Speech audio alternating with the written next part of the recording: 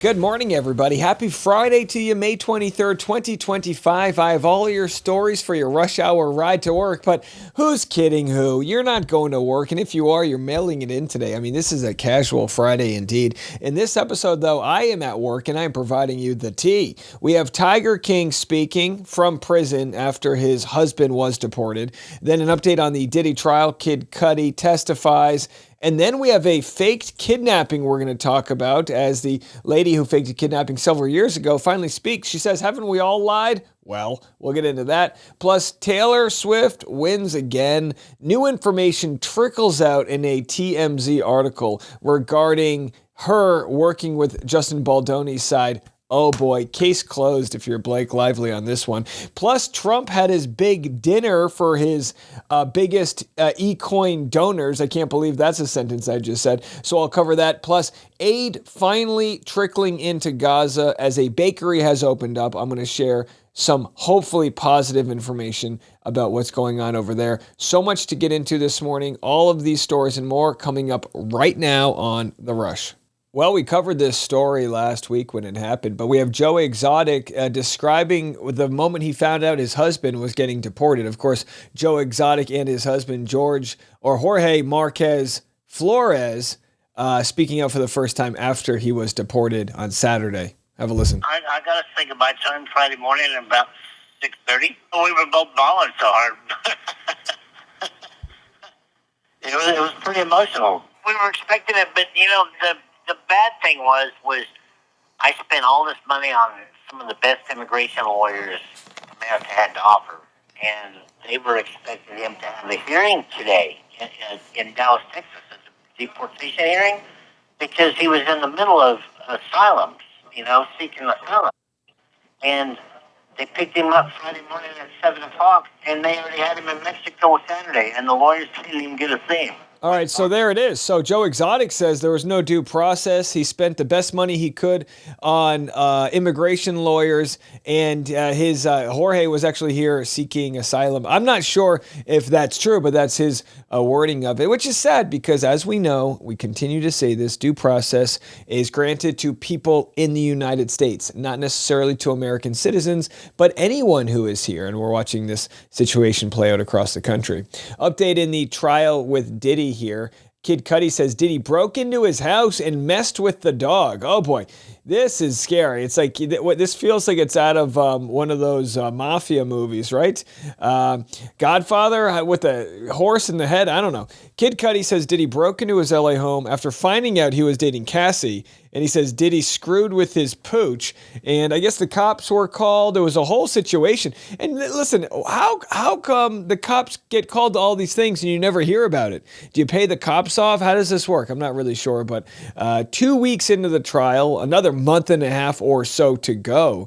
And all of the, A-listers that are testifying. I mean, it's just insane. It's insane. I don't know if we're any closer to finding out what the heck happened, but I'll give the updates as they come. Well, here's Sherry Papini.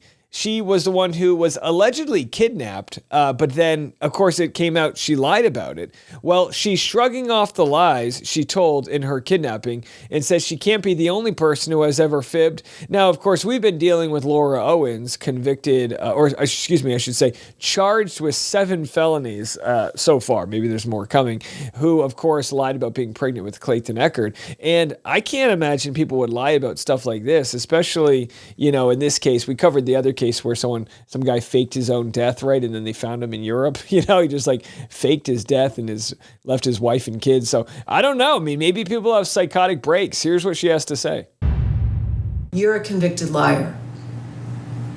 So tell me why we should believe you now. Haven't you ever lied?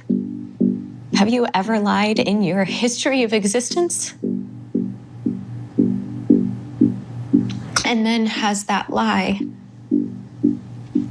been blown up and broadcasted around the world?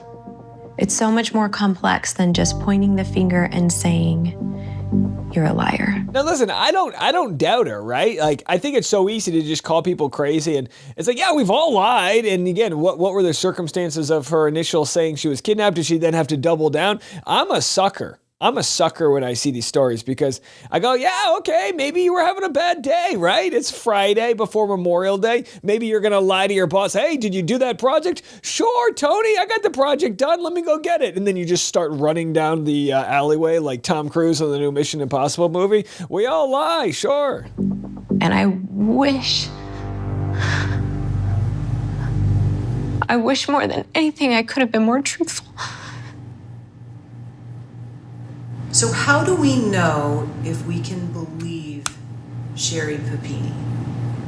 So you have a big problem, and let me tell you what your big problem is that the big question is, could this person be playing you? All right, I want everyone to know. They get into it. How can I believe you now if you lied before? And that's the truth with liars. If you're a liar, if you've been, accused or convicted in this case of lying, you can't trust somebody. It's like the facts are the facts, and she faked kidnapping. She no longer is trustworthy. That's something she has to live with, and I'm sure it's just part of her story. But either way, interesting stuff indeed here. This is a clip from the upcoming documentary, Sherry Papini Caught in the Lie. And I don't know. So we'll have to see how that goes. She went missing for 3 weeks in 2016. So again, it's not just a lie. Like, oh, whoops, I was at the dentist. She was missing for 3 weeks. Resurfacing on the side of a road in California, claiming her captors let her go. She claimed 2 Hispanic women kept her captive for weeks, wearing masks to conceal their faces from her, chaining her to a wall and branding her with the word Exodus. Okay, Sherry, this wasn't just a quick white lie, as it's called, although it's a white woman lie. We call this a white woman lie. And I know white women were like, don't claim her. But either way, so we'll have to, I tell you what, I want to watch the documentary now. All right, so coming up next, we've got, this is Banana Land, folks.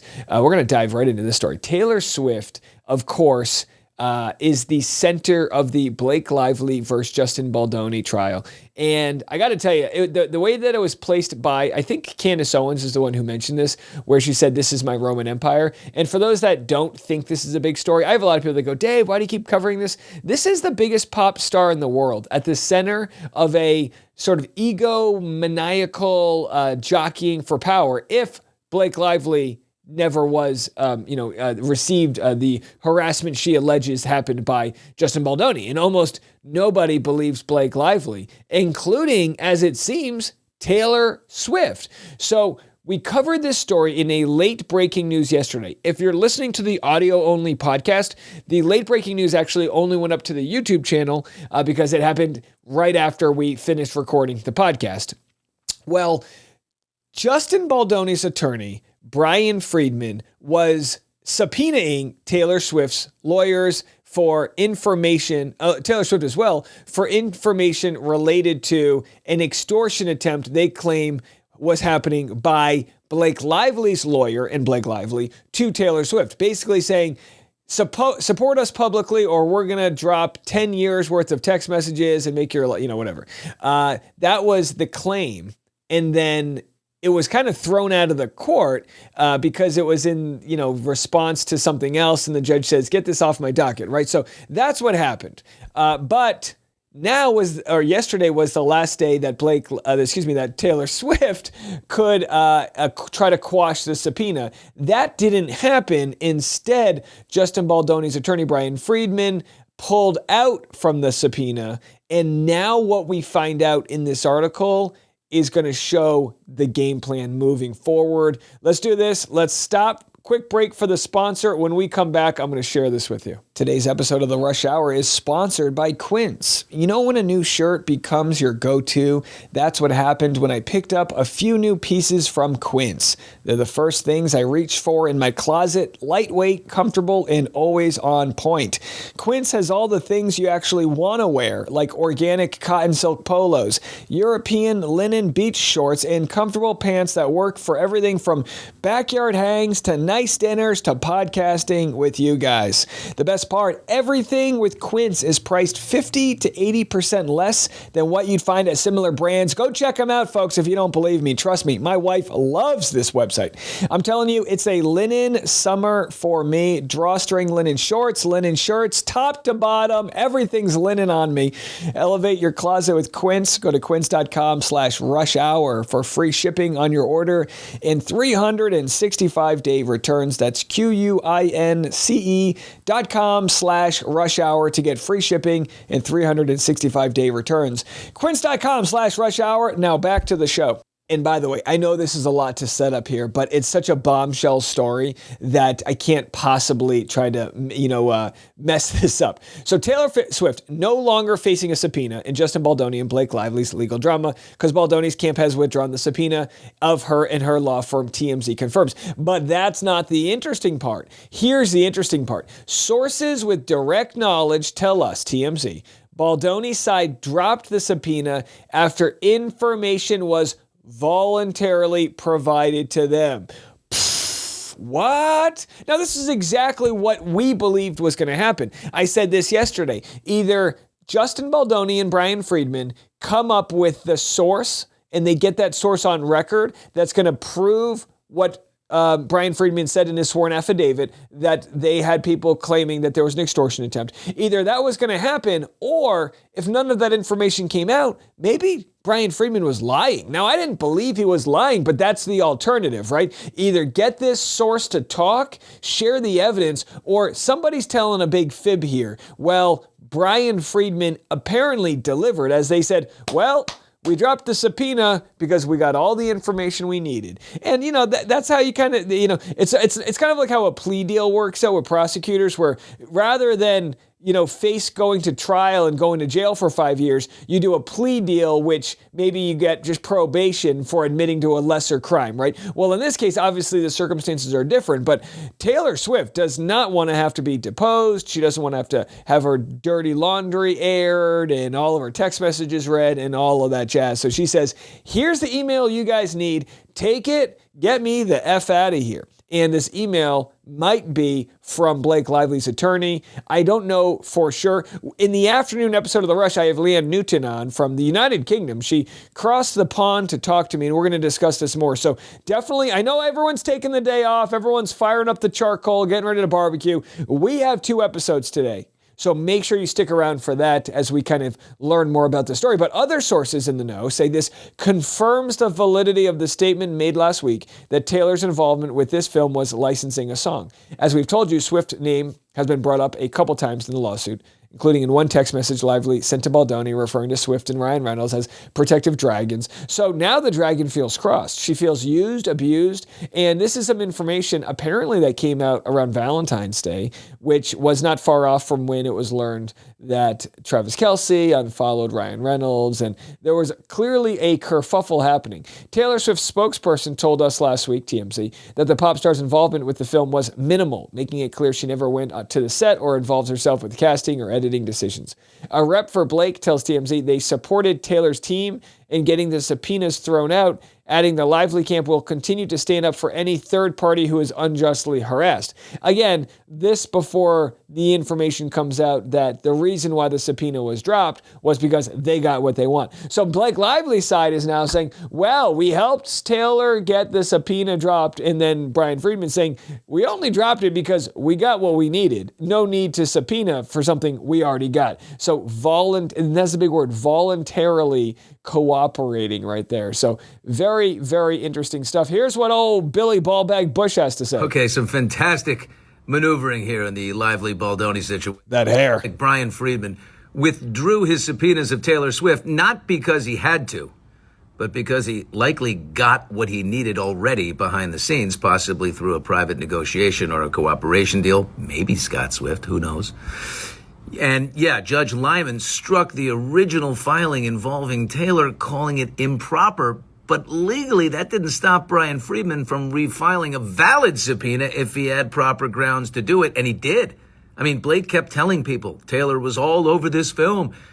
Blake told Isabel Ferrer that Taylor chose her for the role of young Lily. Yeah, she hand-selected you. And by the way, I'm sure Blake Lively was saying Taylor Swift was part of this film because, then you get press based off of Taylor Swift. It's very lecherous, actually, because you're using your friend's name, notoriety, and clout. But either way, so Billy Bush, he's funny. This guy's funny. I mean, I don't know him personally, but I think he's reading from a teleprompter here, but he's just he's becoming like your zany uncle. That uncle they don't let you alone with? I'm just kidding, Billy Bush. I don't know you. I'm sure you're a good guy. I don't know. All right, so we have some more serious stuff to get into here. I want to keep on, covering the story.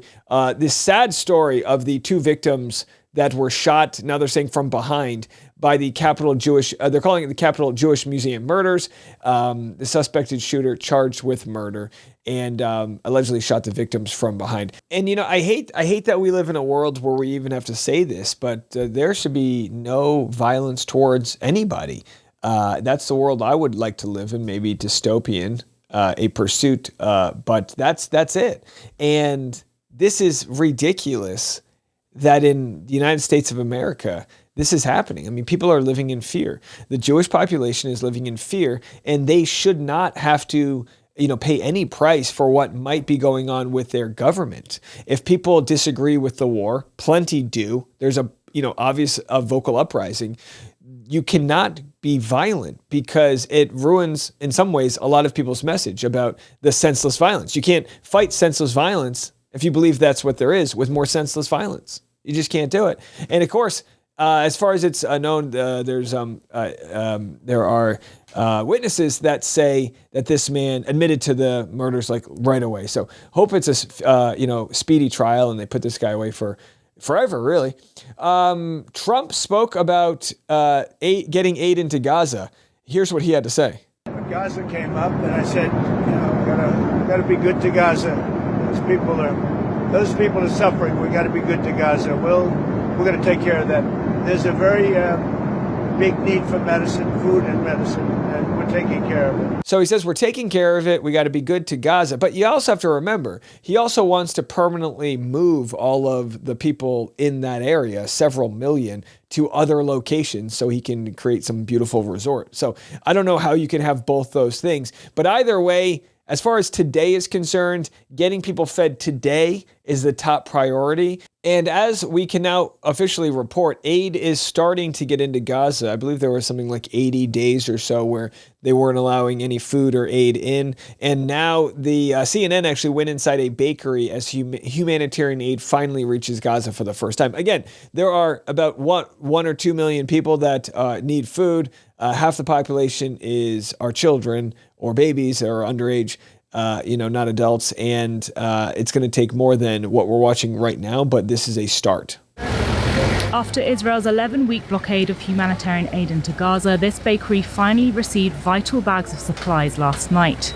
A UN-backed report warns that nearly 1 in 5 people in the Gaza Strip are facing famine. After being closed for many weeks, people in the bakery have been working overnight to make as much bread as possible. It's a start. What we brought is definitely not enough, but we hope that the borders will remain open and we'll be able to bring more aid into Gaza. Yeah, so it's a start. And by the way, we covered this story a couple days ago where they said, 14,000 babies will die in 48 hours. And that story turned out to be inaccurate. But I'm seeing a lot of social media, people getting very upset at podcasters like myself and others for covering that story, saying, check your sources. But here's the truth. The source, ABC Nightly News was the source. They had, someone at the United Nations, their people were saying this. It's not like your Aunt Betty was sharing some weird QAnon stuff from some chat room. So that's what's really frustrating because time is of the essence and you're trying to share this information. And, for me, we've got, my social media lady, Danielle. She's doing a great job. She, is clipping my content. It's going out to Instagram, TikTok, YouTube Shorts. It's going out to Facebook. And people are getting so mad and fighting off of 20, 30, 40-second clips. And I understand people's frustration, right? I do understand. But the second I say, we got to pray for these kids in Gaza that are living a nightmare, people say, well, why don't you talk about the hostages? Well, we do. Well, why don't you talk about the people in Yemen? Well, we have. Well, why don't you talk about the people in Ukraine? Well, we are. Like, there's so many different stories that this whataboutism is sickening. And the only reason why, and again, I'm not making it trying to make this about me too much, but the reason why people don't talk about this is because the pain point you hear from others being called anti-Semitic or being just thrown, insults for even attempting to broach a very difficult subject.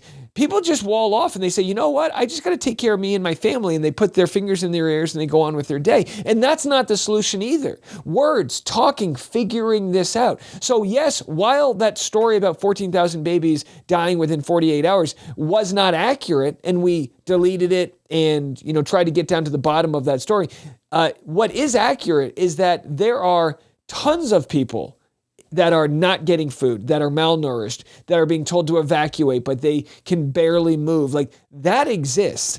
Absolutely. The lack of hospitals and care. And these are innocent lives. Something like 80% of the deaths right now are, on the Palestinian side are innocent, collateral damage to them trying to sniff out the terrorists, right? And you might say, well, Dave, but the terrorists are awful. Well, yes, they are. But what are we supposed to just throw our hands up? And like one of the congressional leaders in the Republican Party suggested on Fox News, nuke them all? That's the solution? I reject that. All right, coming up, we're going to do a deep dive into Trump's meme coin. I wish that wasn't a sentence I had to say out loud. That story next. Well, what a time to be alive. Donald Trump basically auctioning off a chance to hang out with him to the highest bidder. All this with his e-coin. Tonight, President Trump will host a controversial crypto gala at his golf club just outside of D.C. Attendees spent millions on the Trump family's new meme digital coin. CBS's chief White House correspondent Nancy Cordes goes in depth on the concerns the guests are buying access to the president. It's like, do you even have to go into depth on this? Of course there's concerns they're buying access. The president is not supposed to profit off of his position. So here we're finding out, and again, keep lying to people's faces. But this is a real litmus test for me.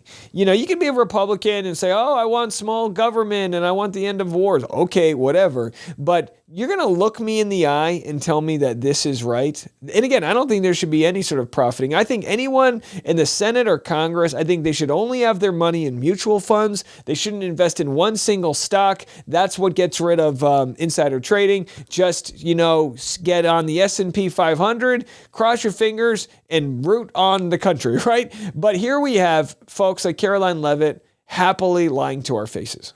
On the president's dinner tonight, will the White House commit to making a list of the attendees public so people can see who's paying for that kind of access to the president? Well, as you know, Gareth, this question has been raised with the president. I have also addressed the dinner tonight. The president is attending it in his personal time. It is not a White House dinner. It's not taking place here at the White House. Did anyone in the White House or in the White House counsel's office advise the president against holding this sweepstakes, whereby people who spent the most money on his Trump coin? I love the question. Did anyone tell him not to do this? And again, she's not going to give an answer. But I guess it's okay since Trump's doing this on his free time. He's not on the company clock, so he's allowed to raise money so people can dine with him. And you might say, yeah, well, that's fine. People do that all the time. Yeah, but they're not the president who can, hear what you have to say and profit off of you and then maybe make some sort of executive decision that benefits you or your company. So 40% of Trump's entire net worth is due to crypto coins he launched months ago. As we reported, there was something like 800,000 accounts that lost money because if you weren't one of the initial investors, it's called a rug pull, right? You invest and then people pull their money out and whatever. But he kind of creates this fictitious currency. That's what these e-coins are, these shit coins they call them. Creates a fictitious currency. Everyone buys into it and all of a sudden he's the bank and he's worth billions. And he did that 3 days before he got inaugurated as president? It is estimated that 40% of Trump's entire net worth today is due to these two crypto coins that he just launched months ago. So this has been maybe the most lucrative venture he has ever endeavored to begin. All of this money is going straight into his pocket, and he is, as we've seen, trading favors, trading U.S. policy in order to get paid. That is different than a contribution to a campaign that can only be used for political purposes. Yeah, and the other thing is you can't track the money. There's no idea where this money is coming from. And, the fact that people don't even have a list of who's at the dinner just goes to show, this is a scam of epic proportion. And there's no other way to put it. There's just no other way to put it. How blatantly obvious this is. And just following up on the dinner tonight, you mentioned this is not a White House dinner, but the president is always the president, and the Trump family is making money off of this. So can you just explain, how is this not the president using the office to enrich himself? All of the president's assets are in a blind trust, which is managed by his children. And I would argue one of the many reasons that the American people reelected this president back to this office is because he was a very successful businessman before giving it up to publicly serve our country. Again, I'm not trying to be a huge hater here, but he had a sham university. It was a sham university. His steak company failed. A casino in New Jersey failed, Atlantic City. How do you fail with a casino? Those things shit money, right? They literally shit money right out of the slot machines. And Trump Airlines, and the list goes on. And when something doesn't work, he doesn't pay back the loans. We know all of this. We know this. Sometimes I feel like a Looney Tune here. I'm like, we know all this, right? Does that make him a success? And you can say, well, Dave, he's worth billions. Okay, but still, all of that aside, the Trump coin is a scam. And you've got the Hawk Tuah girl, Haley Welch. She was part of a crypto scam, kind of didn't realize it because she's an idiot. No offense to Haley. And then she apologized to her fans. She let the Fed research it and all of that. But with Trump, and again, I don't think he knows too much about crypto. Who knows who's pulling the strings on this? But this idea that you can make that much money heading into the office, and then it's essentially like an open GoFundMe. It's like a GoFundMe where anybody can just donate into this thing, say, hey, I gave you $7 million, and then he says, well, let's see what we can do, carving out a nice, tax tariff for your, Nikes or whatever the hell it is. So again, all of the business deals that are going on in the Middle East and all of these other sort of things that are happening separate from the government, separate from lowering your grocery prices, and all of the raiding that is happening of the health care for us Americans, the poor people and the elderly that need this government health care that's being gutted, the food stamp program that, a lot of single moms and families need to help get by, all that being gutted. And yet those that have his ear are the ones that can pay the most money through a private, never tracked cryptocurrency. And I guess I'm just the crazy one for thinking that this is a little bit shameful. I don't know. It's Memorial Day weekend. I guess who cares, right? Either way, a lot to cover, a lot of heavy subjects. All I can say is this. I'm worn out. I'm exhausted from this week's news and every week's news. And I just got to say, keep spreading that love. I made some decisions this week, as you do every week, to share my voice in the direction and breathe life in the direction that I think is important to do. And a lot of times that comes with pushback, that comes with anger, it comes with praise too. And you're never as good as people want to say that you are, and you're never as bad as people want to say that you are. I feel so entitled to have an audience that's willing to listen to me riff and rant about subjects that I think are interesting. That's all the Rush Hour is. What's interesting? Can I give you some, tea from pop culture that's really not that important? Sure. Can we talk about some heavy things? Sure. But we have to all do it under the context that I always tell you, that everyone's trying the best with the information that they have.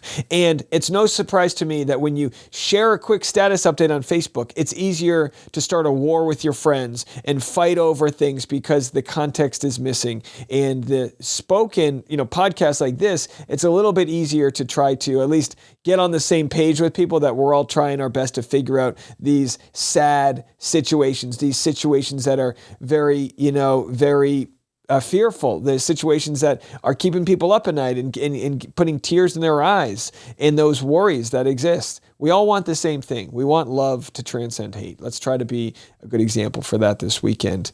All right, folks. Well, I'll be back this afternoon. We have a lot more content to get to then. We'll see you. I'm Dave, and this is The Rush.